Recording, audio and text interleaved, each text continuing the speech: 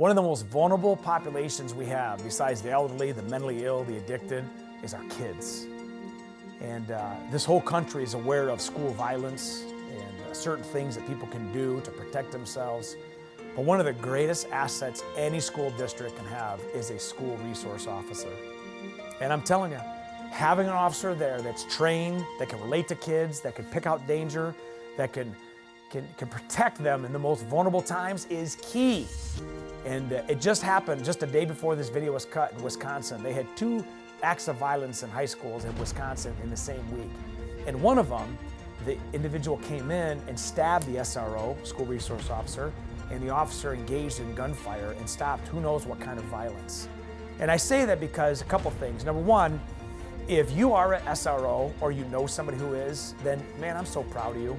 And you should tell an SRO how much they're appreciated, because they might not answer 911 calls and they may not be on the street like other officers, but they are protecting a very vulnerable group from elementary to middle school to high school. These are our most precious cargo, and they're there every single day.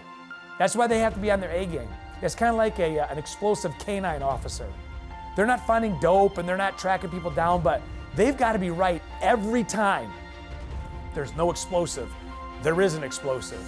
You know, these are mistakes that cannot be made, and that's why the SROs are so important. And I would encourage, if it's a school district that you have an SRO in, when you drop your kid off, take an extra second, go up, shake their hand, tell them thank you, and let them realize how important their job is and how appreciated they are. SROs give out great training for active shooters. You should get involved and talk to your kids about what would happen if you were there and there was an active aggressor. What did the school teach you? Let's talk about it, have conversations. And I bet you a lot of these conversations start from what information was taught to them by the SRO.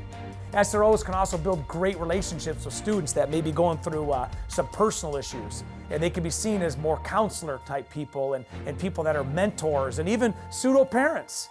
Come from a broken home, you only have a mom or a dad, and that SRO steps in. So I'm going to tell you that in the last decade, the SRO population has gone through the roof, and rightly so, and it should only get more because we need to protect that population. So I just want to tell you, for those SROs out there, we thank you. For those school districts that have invested in SROs, great job. And for those that are still contemplating, man, there should be no excuse whatsoever. Have somebody that protects that group so you never ever have to second guess yourself. I appreciate you. Be safe. See you next time.